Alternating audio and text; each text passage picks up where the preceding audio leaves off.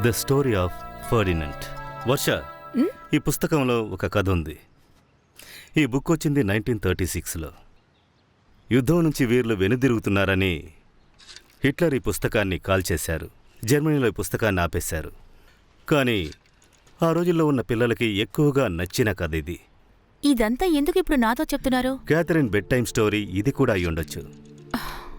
కావాలంటే కళ్ళు మూసుకుని ఆలోచించు. తనొచ్చి నీ చెవిలో ఈ కథ చెబుతుంది. కళ్ళు మూసుకుంటావా? అరే, ఊరికే కళ్ళు మూసుకో.